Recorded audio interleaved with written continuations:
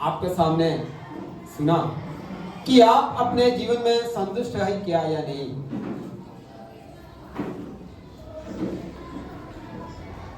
आप अपने जीवन में संतुष्ट है क्या नहीं।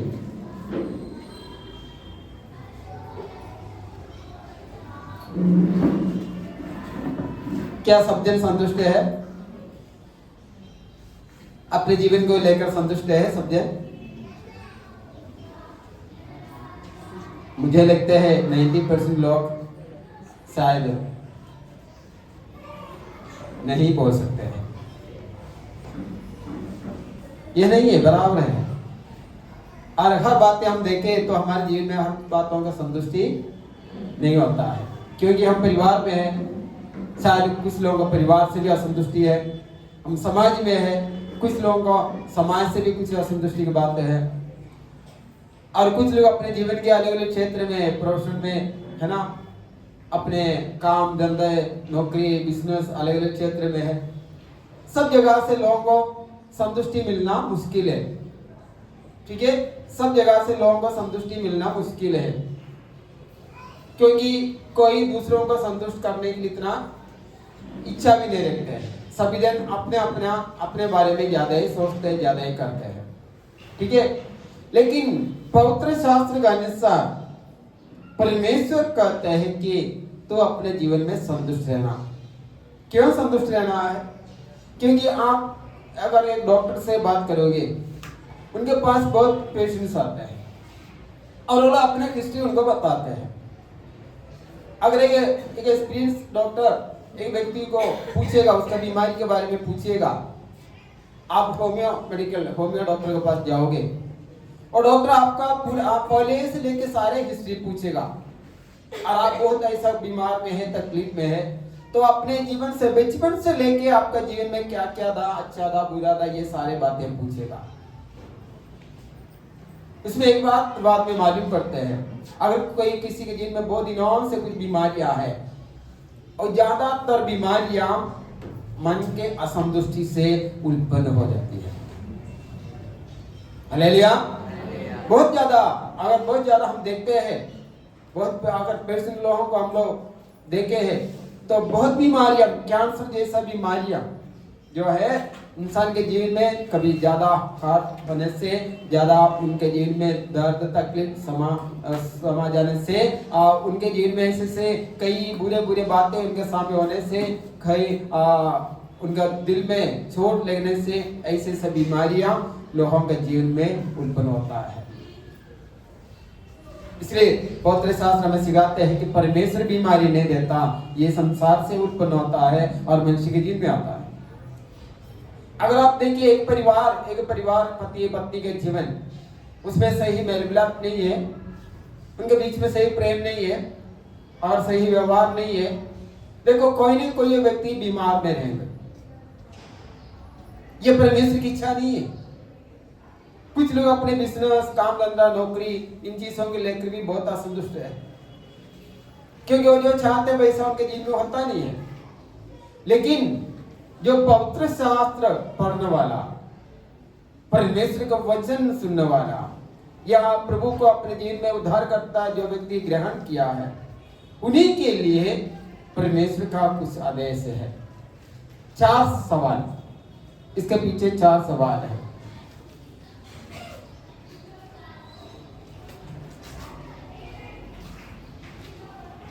हम देख रहे हैं कि हमारे जीवन में अगर ऐसे क्षेत्र में कई बातों में हम असंतुष्ट है, या हम अंदर से दुखित है, हमारे जीवन से ऐसा कुछ चीजें नहीं जा रहा है, ये 4 बातों का जवाब आपको ओर से बना है। पहला सवाल, क्या आप में सहनशीलता है? बोलो सहनशीलता, ठीक है। सेकंड, क्या आप एक उत्तम क्षमालु व्यक्ति है? आप इसको नोट करके रहना तो रख सकते हैं। क्या आप एक धीरजवंत व्यक्ति है? तीसरा सवाल, लास्ट, क्या आप सच्चा जीवित परमेश्वर पर अटल विश्वास रखते हैं? अटल विश्वास, ये चारों बात एक दूसरे से जुड़ा हुआ है। हालेलुया। इस संसार में लोग खुश रहने के लिए, अच्छा रहने के लिए, संतुष्ट रहने के लिए बहुत कुछ करते हैं, इसलिए इतना एंटरटेनमेंट बढ़ते गया है ना। आप जहां भी जाओ, लोग घूमने फिरने में और ऐसे क्षेत्र में लोग जाते हैं, किसके लिए? खुशी मनाने के लिए जाते हैं, खुश रहने के लिए, आनंद मनाने के लिए जाता है ना।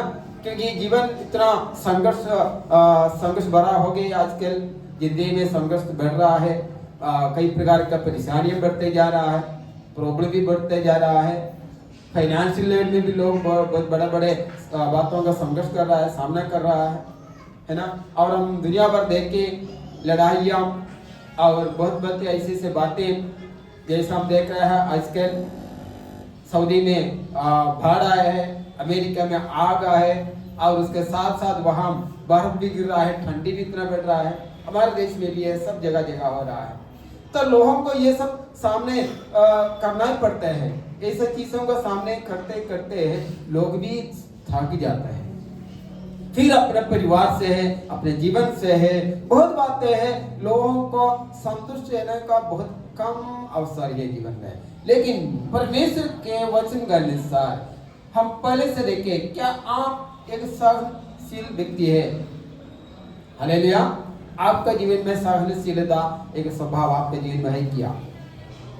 आपको मैं 1 मिनट देता हूं, आप अपने जीवन को जांचिए,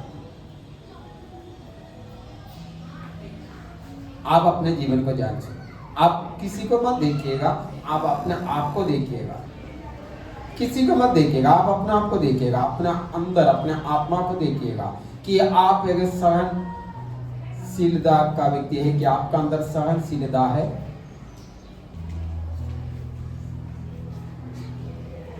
ठीक है। तो हमने यहाँ पर पवित्र शास्त्र से एक बात पढ़ते हैं, क्या लिखा है पवित्र शास्त्र में? कुलिसियों का पुस्तक 1 अध्याय पवित्र वचन करते हैं 10 वचन।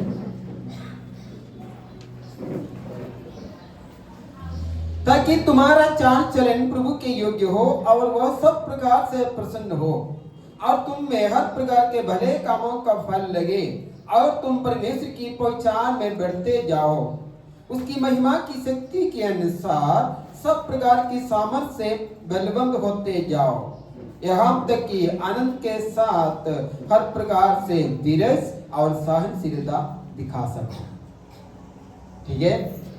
क्या लिखा है? बहुत अच्छा बातें लिखा है। कोई भी व्यक्ति इस बातों को फॉलो करेगा, वो व्यक्ति इस जीवन में संतुष्ट रह सकते हैं। तुम्हारा चाल चलन परमेश्वर के योग्य हो। परमेश्वर पवित्र है, परमेश्वर प्रेम है, उनमें कोई नफरत नहीं है, उनमें कोई बुराई नहीं है, उनमें कोई दोष नहीं है, उनमें जलन नहीं है। ठीक है। उस परमेश्वर वही सब प्रकार से प्रसन्न हो, परमेश्वर के योग्य स्वभाव ना, और तुम हर प्रकार के भले कामों का, तुम्हारा अंदर भले कामों का फल लगे। कितना अच्छा बात प्रभु का आता है, देखो।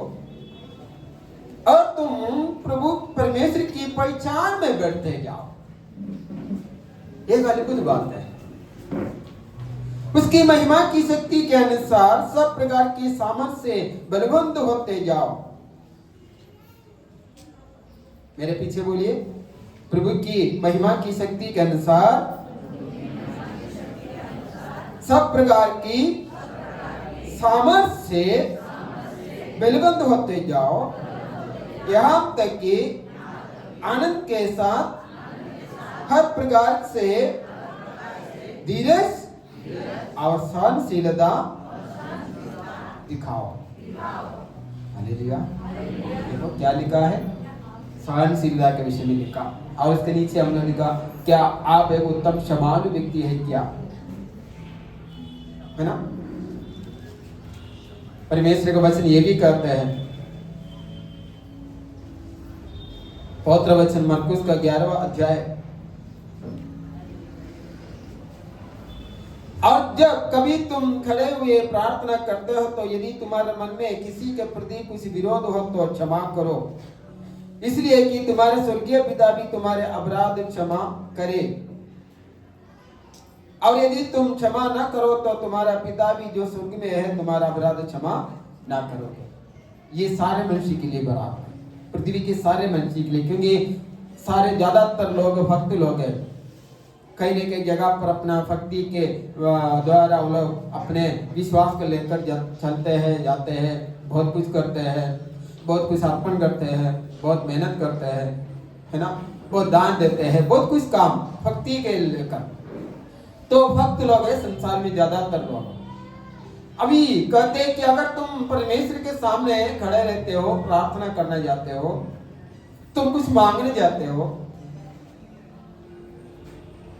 प्रभु कहते हैं सबसे पहले तुम अपने आप को जांचो कि तुम्हारे अंदर किसी के प्रति कोई विरोधीपन है। आप मेरा सुन रहा है? आप सुन रहा है? हम संसार में सुन सुन के थक गए हैं। हमने बहुत बातें सुना, बहुत बार, हजारों बार सुना है, लेकिन हम अपने जीवन को जांचो, अपने व्यक्तिगत स्वभाव को, अपने जीवन के जो हालत है उसको जांचो। हम किस तरह जीवन जी रहा है, कितना टेंशन लेकर जी रहा है, कितना परेशानी को उठा रहा है, कितने बातों के लिए चिंतित है, क्या क्या हमारे जीवन में चल रहा है, कितना असफलता है, कितने अच्छे बातों के लिए कोशिश कर रहा है, फिर भी कई जगह पर निराश है, फिर भी कई जगह पर दुख है, फिर भी कई जगह पर पीड़ा है। ये ऐसा नहीं होना चाहिए। मनुष्य का सृष्टि ऐसा नहीं हुआ।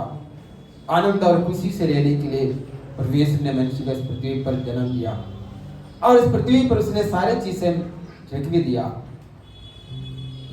बस एक ही कंडीशन के ऊपर, तुम मेरा आज्ञा मानो, तुम मेरा बात सुनो, मानो। जैसा एक देश में रहते हैं, वो देश का कानून तो मानना है, और कानून तोड़ दिया तो उस व्यक्ति को सजा है। वैसा इस पृथ्वी पर रहने के लिए भी, इस पृथ्वी जिसने बनाया उसका भी कानून है। सबसे उत्तम कानून है तुम एक दूसरे से प्रेम करो, तुम अपने समान अपने पड़ोसी से प्रेम रखो। कितना अच्छा कानून। बहुत तकलीफ, कोई भी तकलीफ नहीं, लेकिन उसका बहुत फल भी है, लेकिन इंसान नहीं कर पाता है, कर नहीं पाता है, इसलिए नफरत है, इसलिए गुस्सा है, इसलिए कई प्रकार का बुराइयां इंसान के जीवन में है, और इसका नतीजा है उनके जीवन के कई आशीषें रुक जाता है, कई आशीषें रुक जाता है। क्योंकि बुराई की जो शक्ति है, जो हम कहते हैं संसार में नेगेटिव फोर्स कहते हैं, जो बुराई की शक्ति है, ये जो चीजें मनुष्य के अंदर रहेगा, उनका अंदर कोई भले काम होना नहीं देता है।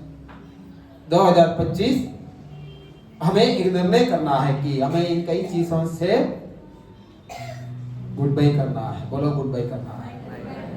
सहनशीलता, सहनशीलता परमेश्वर की ओर से बहुत बड़ा आशीष है। अगर आप सहनशीलता का व्यक्ति हो, आप सच में खुशी से कई बातों का अगर सहन कर रहे हो, तो परमेश्वर आपका मदद करेगा, पवित्र आत्मा मदद करेगा। ऐसा नहीं कि मुझे ये सहना पड़ रहा है, मुझे ये सुनना पड़ रहा है, लेकिन मजबूरी से मैं कुछ कर नहीं पा रहा हूँ, कुछ बोल नहीं पा रहा हूँ। ऐसा हालत में रहेगा तो तकलीफ होगा, शायद बीमारी होगा, बहुत कुछ प्रॉब्लम होगा।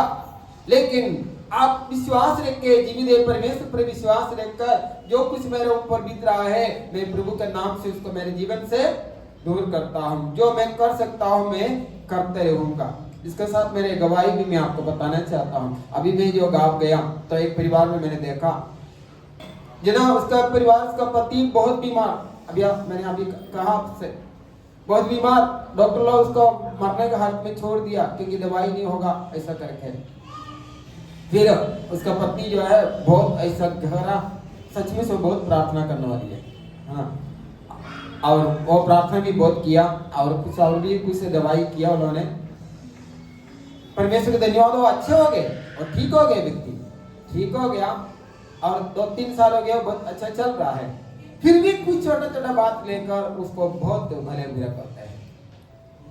ऐसा भी कहते हैं तुम मेरा ऐसा किया, तुमने वैसा किया, ऐसा किया, कुछ भी बोल देते हैं। लेकिन जब उसका माइंड मूड अच्छा रहेगा तो बोलते अगर तू नहीं तो मैं जिंदा भी नहीं रह सकता।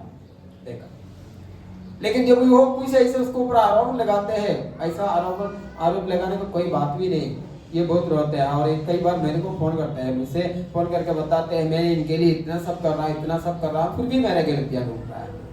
मैंने यही बात उनकी, यही वचन उनको बताया, देखो तुम जो कर रहा है प्रभु यीशु मसीह की जगह पर खड़ा रहकर कर रहा है, क्योंकि वो सहनशीलता हमें सिखाया, वो क्षमा करने का सिखाया। हालेलुया। अगर तुम अपना ताकत से करोगे, अपना ताकत से सहोगे, अपना ताकत से क्षमा करोगे, तुम भी बीमार हो जाओ।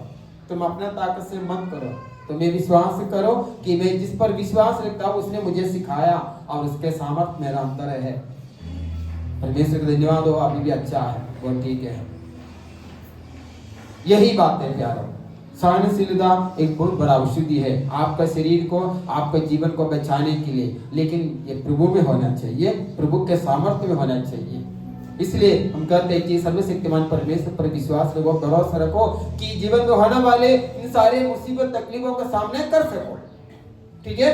और नेक्स्ट, क्या आप एक उत्तम क्षमालु व्यक्ति है? हम मरकुस का पुस्तक यहाँ पढ़ा वचन में, क्या प्रभु ने क्या कहा, जब भी तुम प्रार्थना करने के लिए खड़ा हो तो सबसे पहले तुम्हें क्या करना है? सबसे पहले क्या करना है? सबसे पहले हमें अपने जीवन को जांचना है। मेरे हृदय में, मेरे जीवन में किसी के प्रति नफरत, गुस्सा, ऐसा कोई चीज है कि मैं अभी तक उनको क्षमा नहीं किया हो। संसार भर लोग प्रार्थना करते हैं, संसार भर के लोग विश्वास करते हैं, बहुत लोग बहुत कुछ से मेहनत करते हैं फल प्राप्ति के लिए, अच्छा जीवन के लिए, लेकिन अंदर अंदर साफ करना ये परमेश्वर का आज्ञा है। परमेश्वर कहते हैं अगर तुम प्रार्थना के लिए खड़े रहते हो, तुम मांगते हो तो बहुत कुछ मांगते हो, लेकिन तुम अपने अंदर और किसी के प्रति तुम्हें कोई भी गुस्सा, नफरत, कोई चीज है, तुम और उसको क्षमा नहीं किया हो, कहते हैं कि तुम्हारा प्रार्थना नहीं सुनेगा। क्योंकि अगर तुम क्षमा नहीं किया, परमेश्वर भी तुम्हारे अपराधों का क्षमा नहीं करेगा। ये सत्य है, यही सत्य है। अगर परमेश्वर तुम्हारे अपराधों को या हमारे अपराधों का क्षमा नहीं करेगा, हमें सजा होना ही होना है, जीवन में सजा होता ही होता है। ठीक है। आखिरी एक व्यक्ति है हमारे पाप गुनाहों को क्षमा कर सकते हैं, वो कौन है? हाँ, उसने हमारे पापों को क्षमा किया, क्योंकि हमारे पाप का बोझ उसने प्रभु यीशु ने उठाया। उसने वादा किया तुम उस पर विश्वास करो, मैं तेरे पाप के सारे बोझ उठा लिया हूँ। अब उस पर भरोसा रखकर हम भी वैसा करोगे, मैं कहता हूँ 99% बीमारियां आपके शरीर से चले जाएंगे। आपको इस बात को विश्वास रहना है। कितना दिन हॉस्पिटल में खर्च करते रहोगे, कितना दवाइयां खाते रहोगे, कितना दिन ऐसे जियोगे? परमेश्वर के लोगों को नया स्टेप उड़ाना है। हर एक मनुष्य को अगर कोई संसार के व्यक्ति भी ये बातों को सुनते मानते हो, उनके जीवन में भी ये उत्तम फल लाएगा, मुझे विश्वास है।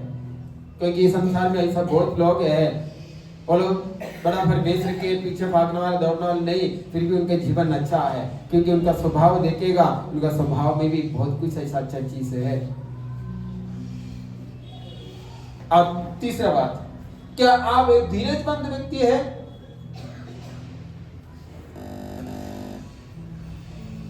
क्या अपने आप में देखो, मैं कभी कभी मुझे जांचता हूं, कभी कभी मुझे ऐसा लगता है मुझमें धीरज कम है, तो मैं अभी कोशिश कर रहा हूँ।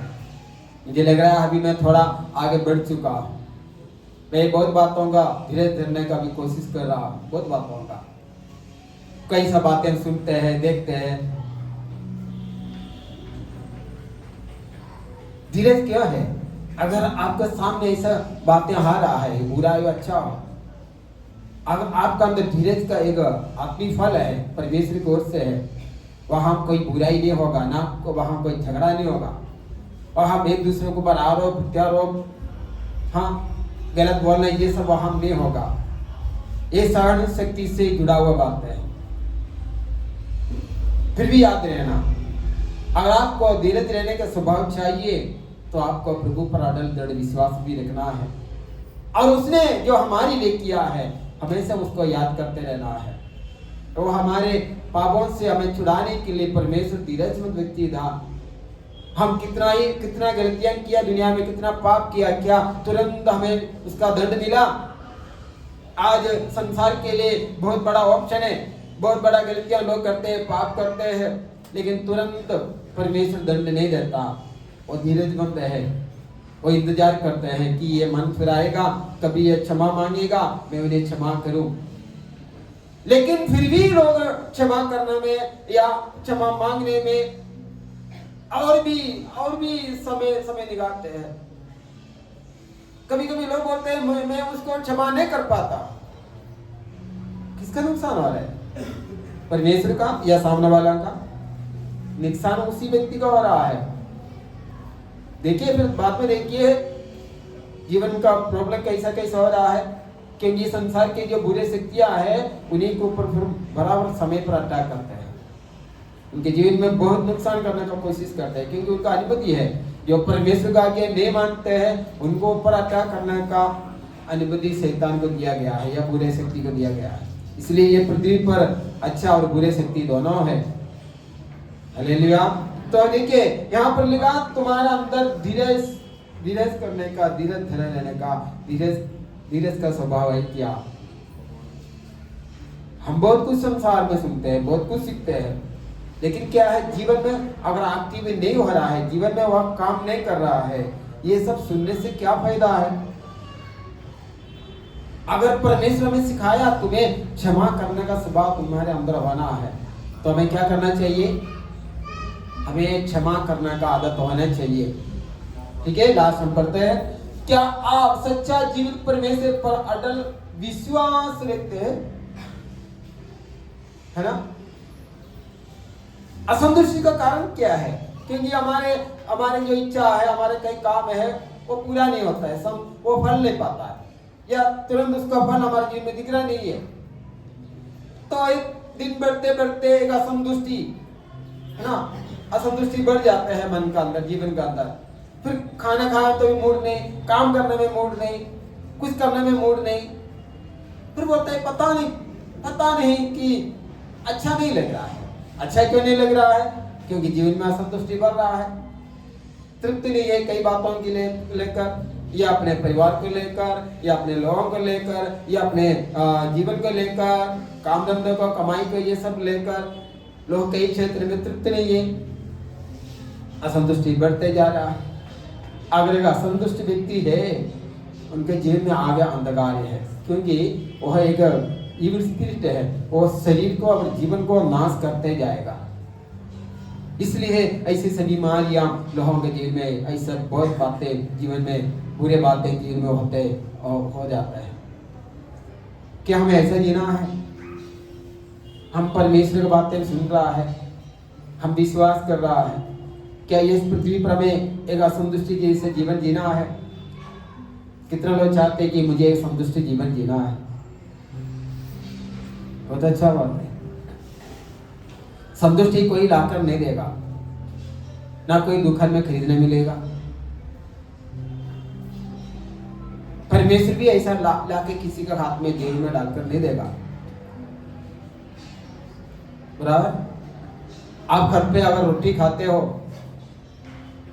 क्या रोटी रोज आसमान से आपका छपरा खोलकर किचन में गिरते ही क्या? नहीं गिरते। रोटी खाने के लिए आटा खरीदना पड़ता है, उसको पीसना पड़ता है, नहीं तो आटा लेना पड़ता है।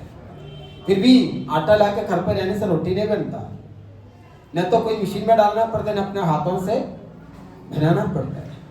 ये सब मेहनत करने के बाद हम शांति से बैठ कर रोटी खा सकते हैं, नहीं तो कोई दुकान से खरीदना पड़ता है। कुछ ना कुछ उसके बैकग्राउंड है, उसके पीछे मेहनत है। ठीक है, अगर हम कहें मुझे जीवन में अच्छा रहना है, मुझे जीवन में आशीष पाना है, मुझे संतुष्ट रहना है, बहुत हल्का से बातें हैं, बहुत छोटा बातें हैं, ये कर सकते हैं। कई बार लोगों का मन में आता है कि ये सब नहीं होता, अरे कितना क्षमा करेगा, हाँ कितना सहेगा, सवाल पहले आ जाता है, ये कितना करेगा, कितना सुनेगा, कितना करेगा। ये सवाल इसलिए आते हैं कि हम परमेश्वर के उस सामर्थ्य, प्रभु ने कहा ना मैं तुम्हें सामर्थ्य देता हूं। क्या देता हूं?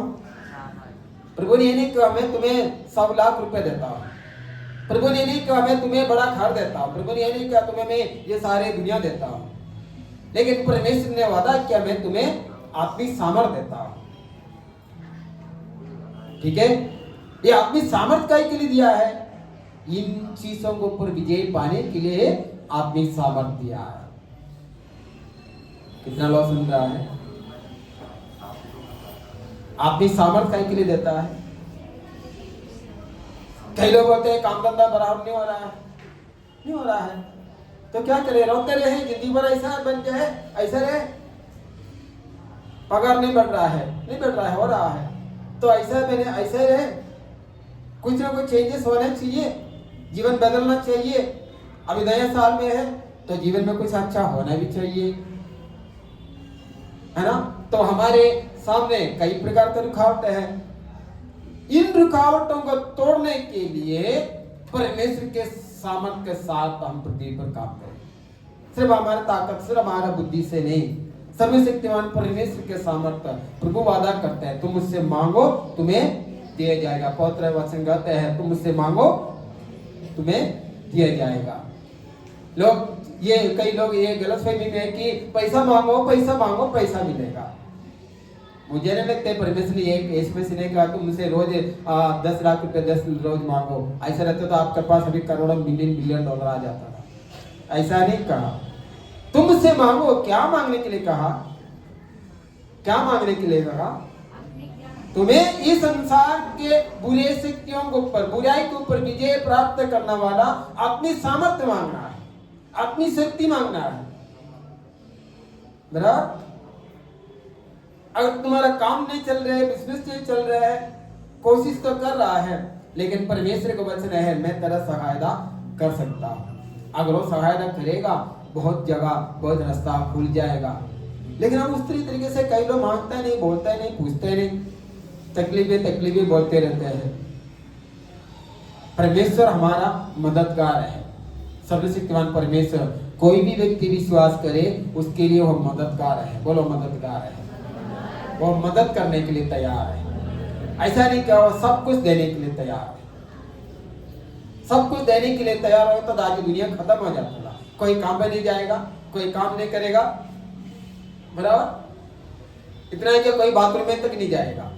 सब परमेश्वर करेगा ना, सब परमेश्वर करेगा तो ये तो इधर ही जम जाएगा। अगर 4 दिन ऐसा हो गया तो आपको पता है फिर हॉस्पिटल भागना पड़ता है ना? तो परमेश्वर ने बराबर कानून बनाया, जैसे शरीर बनाया, भोजन कैसा खाना है, फिर बाद में पेट कैसे शुद्ध होना है, ये सब ये सिस्टम इसका अंदर है। तो हमारा मददगार है, वो हमारा मदद करते हैं। सृष्टि से पहले, इंसान बनाए जाने से पहले ही उसने सारे सिस्टम इस शरीर में रखा है। हमारा शरीर इसलिए चल रहा है, सिर्फ दवाई से, चीजों से नहीं, बनाने वाला बड़ा बुद्धि से, बड़ा बड़ा बड़ा अपने सामर्थ्य से ये शरीर को बनाया। इसलिए हम लोग सब एक पृथ्वी पर जी रहा है, सारे मनुष्य। एक ताली उसके लिए बजा सकते हैं।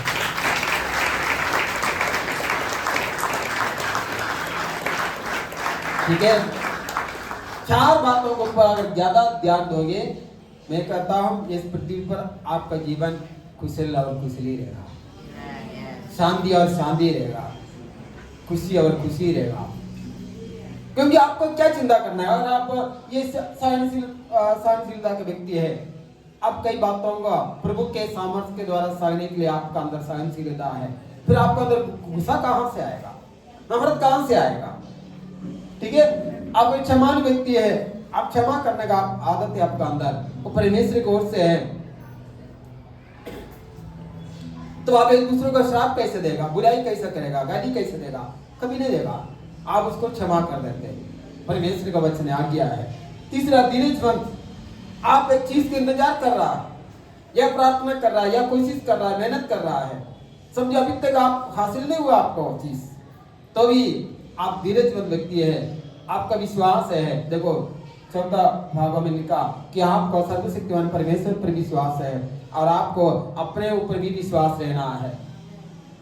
ठीक है, आपको अपने ऊपर भी विश्वास रहना है। मैं कुछ कर सकता हूं, मेरे लिए कुछ अच्छा होगा। ये धीरज के साथ जुड़े रहते हैं, ये भी विश्वास भी। कई बार लोग कहते हैं मैंने मांगा मिला नहीं। ऐसा तुरंत नहीं मिलता है, कई चीजें तुरंत नहीं मिलता है। उस व्यक्ति के स्वभाव के अनुसार, उसके हालत के अनुसार परमेश्वर देता है। बराबर, मुझे 25,000 चाहिए, प्रभु कहा 30 दिन जाकर काम करो, ठीक है। अगर आप जगह पर ऐसा हालत में होगे, आपके पास कोई मददगार नहीं, कुछ नहीं है, अगर सच्चे विश्वास में आप प्रार्थना करोगे, विश्वास करोगे, परमेश्वर किसी के द्वारा आपको मदद करेगा। ये भी हमारे जीवन में गवाही है। लेकिन आपको काम करने की जगह पर जाके काम करना है। आपको भोजन बिल्कुल नहीं मिल रहा है, मिलने का कोई चांस नहीं है, आप प्रभु पर विश्वास करोगे, प्रार्थना करोगे, प्रभु ये भूख से मेरे शरीर को संभालो, आप भूख जो है चीज से भूल जाएगा, आपके शरीर में ताकत वैसा ही रहेगा। लेकिन आप खाना सामने रख के परमेश्वर मुझे ताकत दे बोला तो शाम तक गिर जाएगा, हॉस्पिटल जाना पड़ेगा। इसलिए हम परमेश्वर के ऊपर कोई बातों में आरोप नहीं लगा सकते हैं। सारी चीजें किसके ऊपर है?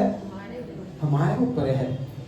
कैसा जीना, कैसे चलना हमारे ऊपर है। लेकिन कई बातें हमें पता नहीं, इसलिए पवित्र वचन है, इसलिए सिखाने वाले लोग हैं, इसलिए पवित्र आत्मा है सबसे अधिक।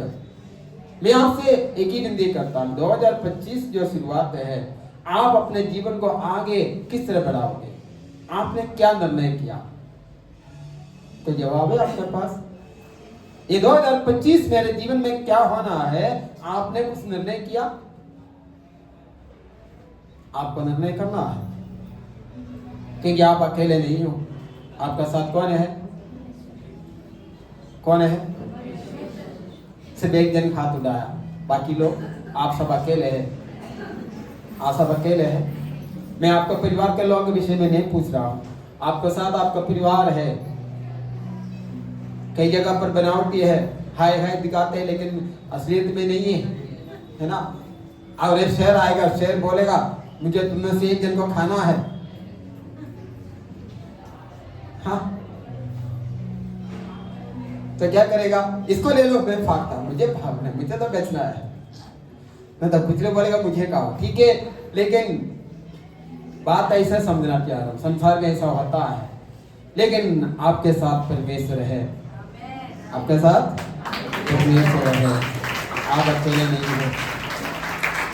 अगर आप सर्वशक्तिमान परमेश्वर पर विश्वास करोगे, परमेश्वर हमारे साथ साथ चलने वाला परमेश्वर है। प्रभु आपको आशीष करे, परमेश्वर आपको आशीष करे।